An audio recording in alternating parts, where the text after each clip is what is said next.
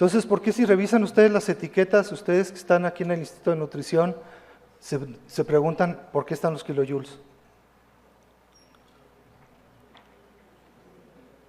Es ahí donde vemos que también una gran ignorancia. Necesitamos educarnos. En la mañana hablábamos de que se escuchaba por alguno de los ponentes que la industria no cumplía las buenas prácticas de fabricación de los alimentos. Sin embargo, nosotros vivimos en un esquema de regulación en donde el desconocimiento de las normas no quiere decir que no la apliques. No vamos a generar un ejército de verificadores sanitarios para evaluar todos los productos. Toda la industria que haga alimentos tiene que conocer las normas que le aplican. Esa es su obligación. Y la autoridad de vez en cuando va a estarlos verificando. Y ese es un esquema de regulación bien diferente. Y yo les voy a platicar un poquito de eso. ¿Alguna duda hasta aquí? ¿Para qué son las normas? Hemos hablado durante el día que deben ser inocuas, seguras, adecuadas, pero también deben establecer un mercado equitativo y leal. Álcenme la mano quien sepa en qué norma viene declarado el tamaño del contenido neto de los envases preenvasados.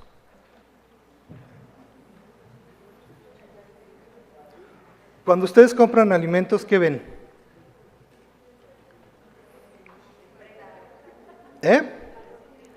El precio, que la etiqueta esté completa y que la foto se vea bonita, ¿no? Los mililitros. ¿Quién realmente evalúa el producto por su tabla nutrimental? ¿Y quién es por su etiquetado frontal? Qué bueno que pues no sé qué productos compras porque la norma entra en junio, entonces serán poquitos los que compras. Tenemos que conocer un poquito más, pero en fin. La idea de las normas es para esto. Hay muchas normas, yo me voy a dedicar un poquito a hablar de normas de productos y normas sanitarias, pero cada una de las dependencias de gobierno tiene un mundo de disposiciones regulatorias. La pirámide que les voy a enseñar hoy aplica a todas. Vamos a hablar del tiempo de la emisión, que es el primer factor que yo les hablaba, de las regulaciones, hablando de la Ley General de Salud y de sus reglamentos en particular. Y empezamos con la Constitución. El artículo 4 dice, todos los mexicanos tenemos derecho a una alimentación nutritiva suficiente y de calidad. ¿Cuántas veces han escuchado eso el día de hoy? Creo que cada ponente lo ha hablado, ¿no? ¿Y cómo vamos a garantizar esta alimentación nutritiva suficiente y de calidad? Porque el Estado la debe garantizar. Muy claro, con una pirámide de regulaciones establecidas, empezando por el mandato de la Constitución, después por las leyes, los reglamentos, los acuerdos y las normas.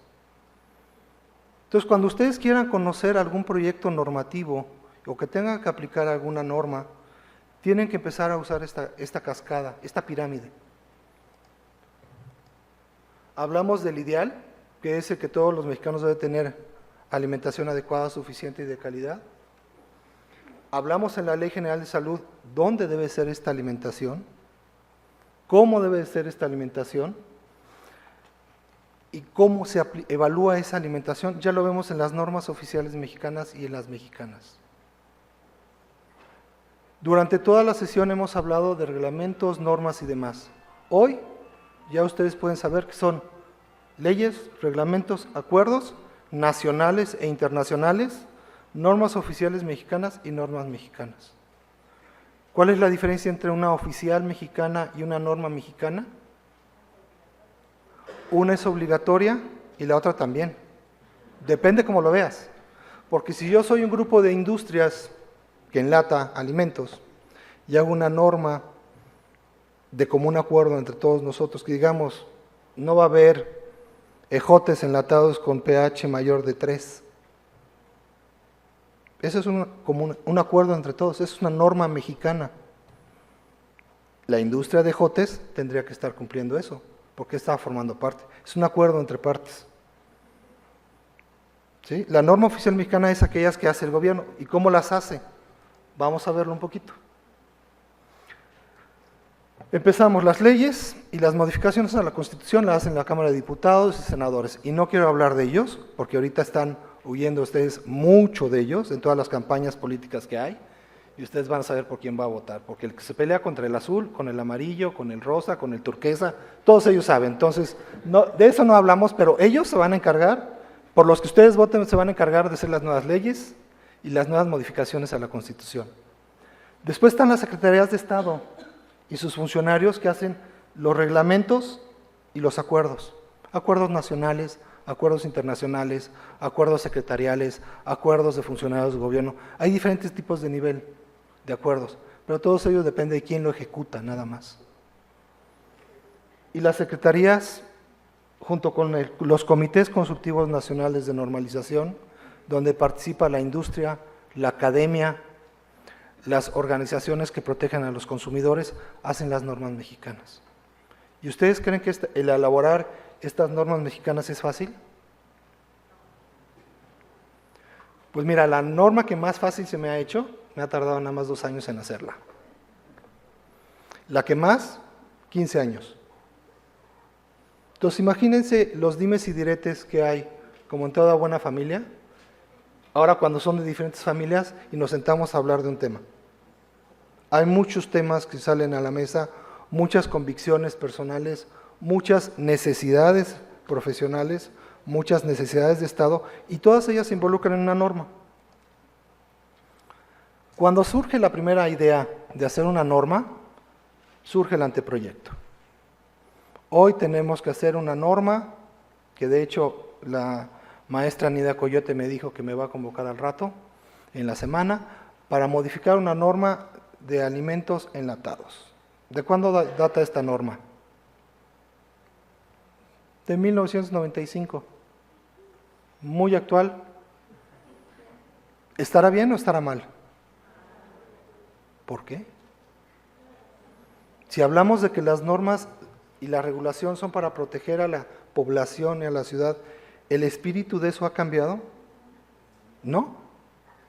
Hay un factor que tiene toda la regulación que es importante que también conozcan, el espíritu de la regulación. Nosotros vivimos en una regulación que no todo está escrito, no todo se puede. Si en una regulación que sacó Porfirio Díaz dice que un alimento tiene que ser inocuo para que lo compres y lo vendas y te lo comas, ese espíritu se mantiene hasta el día de hoy. Podrá estar en diferentes partes, pero en la Constitución dice que tú tienes derecho a una alimentación sana. Ese espíritu no se olvida. Y aunque la regulación pueda estar desactualizada, cuando a ti como industria te va a evaluar la autoridad, te tiene que fundamentar y motivar una sanción. Si no te demuestra que tú no eres sano, no te puede sancionar, aunque la regulación sea desactualizada. Pero por el otro lado, el preservar la salud a la población siempre ha estado garantizado, aunque nos tardemos 10 años en hacer una regulación, porque el principio fundamental se mantiene. Eso se llama el espíritu de la regulación. Por eso el industrial puede hacer muchas cosas que no están en las reglas, y el gobierno o aquellos que verifican la regulación no pueden hacer más que aquello a lo que están acotados en las normas. Y esa es una gran diferencia que hoy ustedes están aprendiendo. Después de que surge esta buena norma, esta buena idea, nos juntamos, industria, academia, gobierno, llegamos a un primer acuerdo de un documento que se hace público. Este documento se hace público por 60 días y no nada más se presenta en el diario oficial, sino que se hace presente en el mundo. ¿Por qué en el mundo? Porque somos el país que más acuerdos comerciales tiene con el mundo. Entonces, para que no haya una barrera técnica al comercio o una barrera fitosanitaria al comercio, se pone también en la Organización Mundial del Comercio al conocimiento de todos los países miembros. Y es así donde recibimos comentarios de cualquier país. Si hablamos de jugos enlatados y estamos firmando un tratado comercial con Burundi, sí, yo tampoco sé dónde queda, pero lo estamos firmando un tratado con ellos. Y ellos nos van a importar latas, enlatados. Las reglas para eso están basadas en estas normas oficiales y los acuerdos que ya vimos.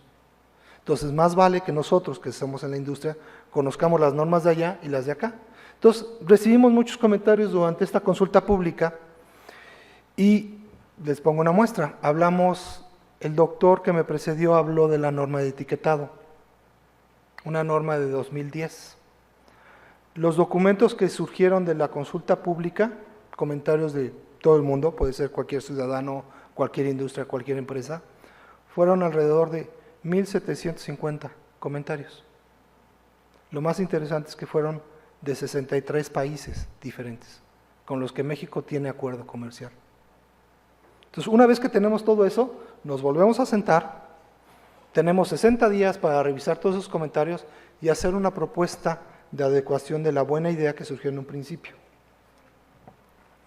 Ya que tenemos un borrador, tenemos la obligación de publicar las respuestas a cada uno de esos comentarios en el diario oficial y 15 días después podemos tener una norma oficial mexicana. Obviamente, en medio de todo esto que parece muy fácil, hay diferentes agencias de gobierno que evalúan que esta norma salga sin cargarle la mano al industrial o cargarle la mano al gobierno, que se llama Comisión de Mejora Regulatoria. Y esa está dentro de la Secretaría de Economía y llevan como una especie de filtro. Al final de cuentas, para tener el producto terminado, que es una norma oficial mexicana, publicada en el diario oficial, apenas empieza el trabajo. Porque el que se publique la norma no quiere decir que la norma entre en vigor. La norma entra en vigor después de su publicación, puede ser al día siguiente, puede ser 60 días después, un mes. Normalmente son 6 meses para que la industria se adecue. Entonces, si hoy publicamos una norma de etiquetado, como la 051 que se hablaba, tuvimos un año para ajustar las etiquetas. Y dentro del mismo documento vamos a tener otro año por el embalaje que tenemos en el mercado para que esto se pueda ver. Entonces, si hablábamos del etiquetado frontal, que está mucho en boga, como lo vimos hoy en la mañana, seguramente el mercado mexicano y en el anaquel, ustedes podrán ver todos los productos preempacados con etiquetado frontal hasta julio de 2016. Empezarán a ver algunos ya ahorita, otros no tanto, pero en su mayoría hasta julio del 2016. Entonces, si tenemos que enseñar a la población cómo leer eso, vale la pena que nos pongamos ahorita a trabajar cómo vamos a hacer esa orientación alimentaria, que también es una de las carencias que tenemos en el país y que les toca a muchos de los nutriólogos que están en esta institución establecer. ¿Alguna duda de cómo se hacen las normas oficiales mexicanas? ¿Cuál es la diferencia con las normas mexicanas? Las normas mexicanas son ideas de las industrias, no del gobierno. No se publica en su totalidad en el diario oficial, se publica nada más que está a consulta pública y ya. Todo lo demás sigue el mismo proceso. Si hablamos de la regulación, ¿se acuerdan de que vimos la pirámide? Yo les voy a platicar un poquito de cómo está estructurada la inocuidad. La Ley General de Salud está hecha antes de que yo naciera. Con eso se pueden dar una idea de que ya tiene algunos añitos, ¿sí? Pero desde ahí el espíritu ya decía que los envases y los embalajes deberán ser adecuados para el producto que contiene.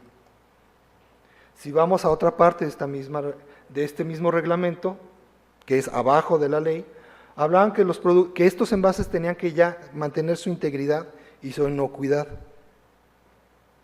Hablaba de las características que deberían de tener los recubrimientos y estas latas deberían estar establecidos en las normas oficiales mexicanas. Esto es con la idea de que vayan viendo ustedes cómo se van uniendo a como engranes toda la regulación. Y cuando alguien les habla de una norma, ustedes ya le pueden decir, a ver, espérame, ¿me hablas de una ley? ¿Me hablas de un reglamento? ¿O me hablas de una norma? Porque tienen diferente nivel. Todas las tenemos que cumplir, pero son diferentes.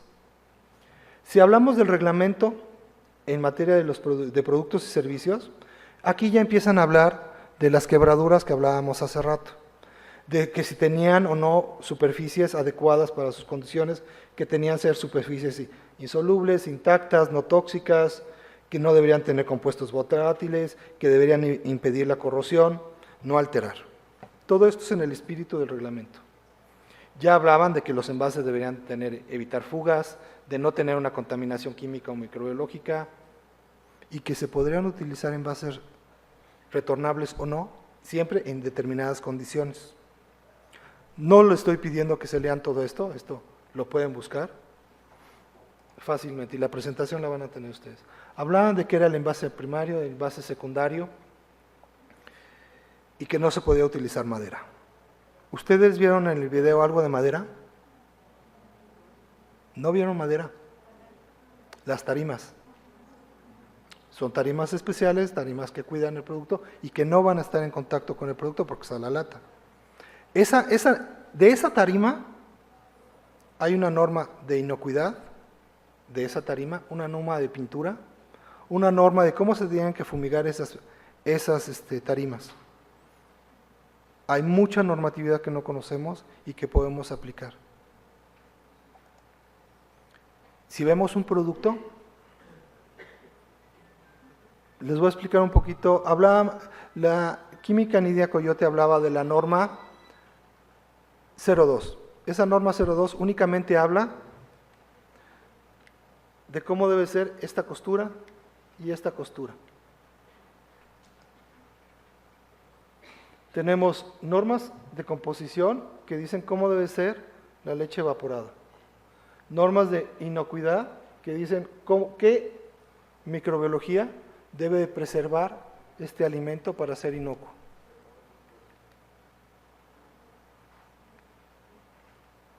Ahora sí ya me aturé.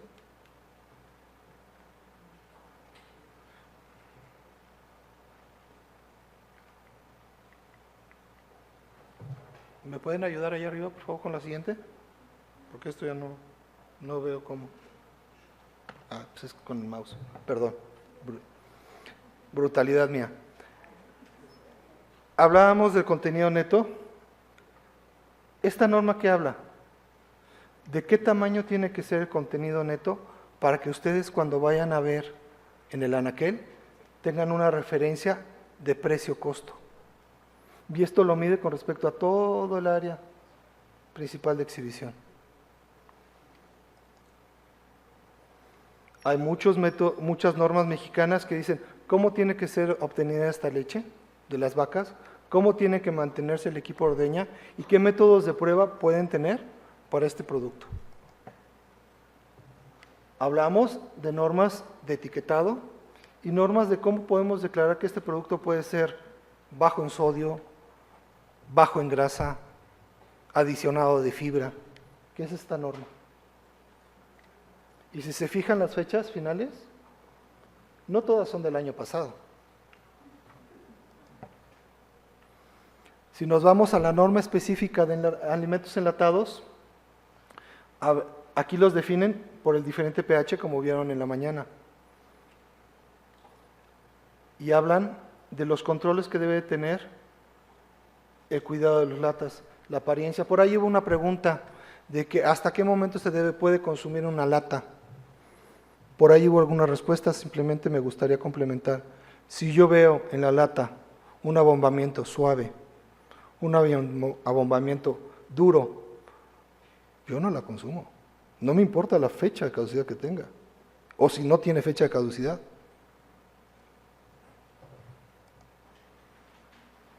¿Qué tipo de oleoresinas van adentro de la lata? También aquí se dice. Resinas epóxicas, resinas epóxicas, fenólicas, etc. Todo eso está normado. Seguramente Alberto, que es el experto en este tema, les va a poder platicar un poco más después de que yo hable. Hablamos de la norma de buenas prácticas de manufactura. Y por ahí venía la misma pregunta. ¿Cómo debemos de cuidarlas? Si una lata está abollada o no, ¿la podemos seguir conservando o no? Pues en esta misma norma, que es la que regula también a los establecimientos que venden alimentos, ya tenemos más o menos una regla de cómo deberíamos estar recibiendo las latas como materia prima para nuestro proceso productivo, que en este caso va a ser abrirla y servirla para dártela con tus frijoles, con tu huevo con frijoles. Esto es parte de un esquema de certificación que ustedes conocen como el símbolo H, o el logo H, o la certificación H, no me acuerdo cómo va. ¿Sí? El distintivo H, exactamente. El distintivo H. Estas son las reglas que aplican para lo de las latas.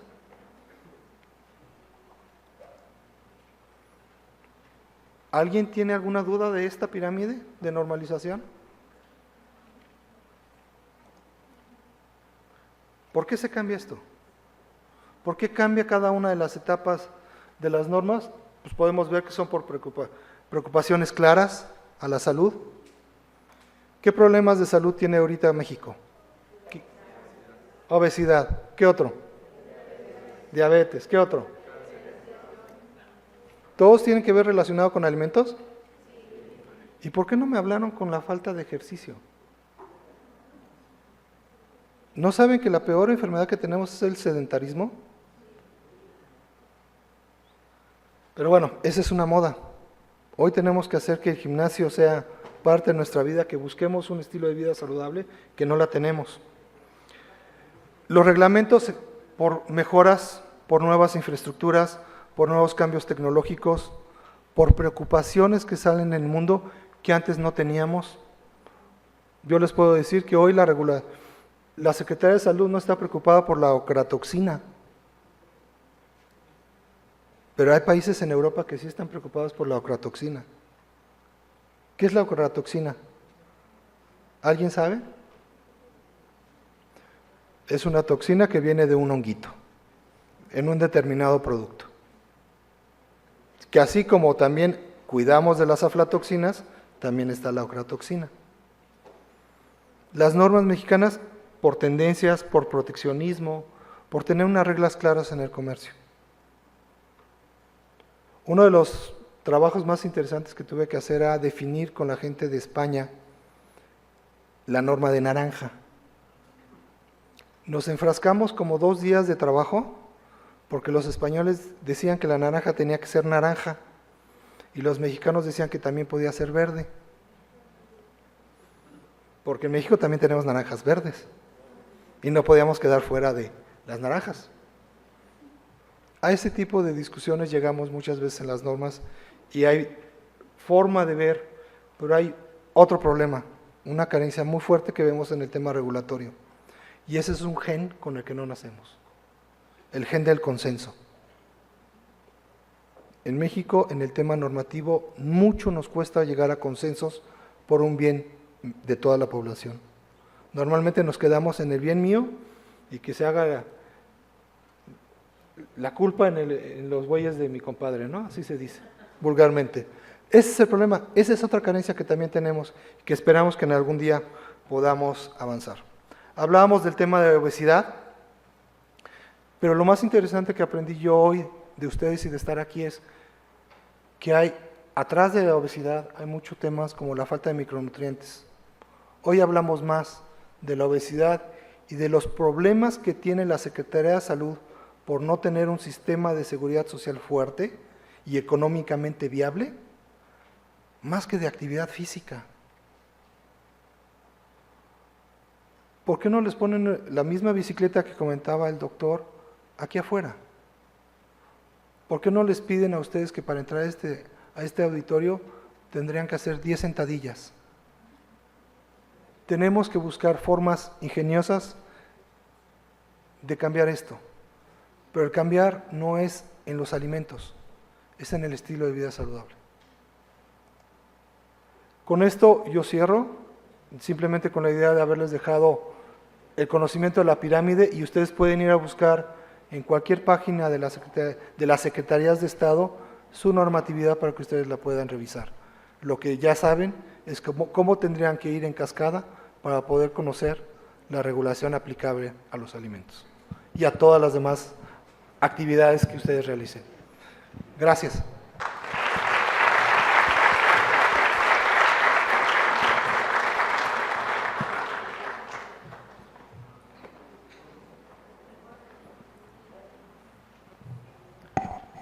Fui más rápida que la presentadora. Ahí viene.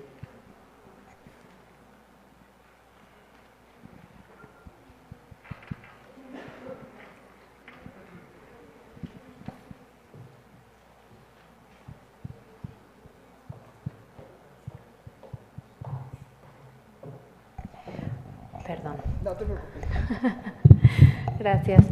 Bien, bueno, pues están muy claras las preguntas que tenemos en este momento. Son, yo creo que de interés bastante general. Dicen, siendo ciudadano, ¿cómo puedo involucrarme en el seguimiento de las normas? Es muy fácil. Anualmente se saca un programa nacional de normalización que acaba de ser publicado la semana pasada, por si lo quieren ver en el diario oficial. Y de ahí cada una de las dependencias y los comités consultivos tienen su programa de normalización, que ustedes le puedan dar seguimiento a través del contacto directo con la oficina de gobierno que la está emitiendo o a través de cualquier cámara industrial también se puede estar. Pueden también estar pendientes de lo que sale publicado en el diario oficial y estarlo publicando. Y si quisieran alguno que ya está avanzado, pueden entrar a la página de la COFEMER y en la página de la COFEMER se publican todas las regulaciones que salen con un impacto a la industria. Y ahí también ustedes pueden dar sus comentarios como miembro ciudadano. No necesitan ser académicos, no necesitan ser estudiantes, no necesitan ser amas de casa. Todo mexicano puede participar en ese proceso. La segunda pregunta. Sí, dice, ¿cuáles son los requisitos para elaborar o cambiar una norma? Que se encuentre una necesidad y que tengas el tiempo suficiente para esperar a convencer a todos para cambiarlo. Digo, la verdad es que puede ser, si es una norma de seguridad, hay una, no lo comenté, pero hay una norma que se llama norma de emergencia, que esa normalmente la emite el gobierno y es inmediata. Si yo encuentro hoy un problema como la influenza, yo puedo sacar una norma de emergencia que aplica al día siguiente y no tengo que preguntarle nada a nadie. Yo, oficina de gobierno, lo puedo hacer porque yo preservo la salud del medio ambiente, de las personas y de los animales que tenemos. Esa es una facultad, esa norma vive por 6 meses, puede ser ratificada por otros 6 meses, pero después tendría que ir al proceso que ustedes vieron. ¿Sí? Esos son los requisitos, básicamente. Muy bien, dice, y la última pregunta que hace Yadira, dice, ¿las normas están asociadas a interés económico por encima de la salud? No, si lo vimos, la salud siempre es primero. Yo no veo antes del artículo 4 constitucional que la economía esté antes de la salud. Entonces, primero es la salud y después lo demás. Sin salud no puedes hacer nada. Parece que hay una última pregunta. Dice, ¿podría comentar algo sobre la acrilamida en los alimentos enlatados? ¿Está normado en México? La acrilamida en México no está normada. Todavía no hemos llegado a ese proceso evolutivo dentro del esquema nacional. La acrilamida se genera en alimentos con alto contenido de carbohidratos y tratamientos térmicos severos. No normalmente en un medio seco, en un medio húmedo. Entonces, normalmente en un medio acuoso, como en los enlatados, no se llega a presentar mucho. Mucho se habla de productos demás. Alberto, ¿tú puedes complementar? Lo complemento. Alberto me ayuda a complementarlo, pero normalmente no está. Muy bien. Parece que son todas las preguntas hasta el momento. Pues agradecemos mucho su participación. Le entrego un presente.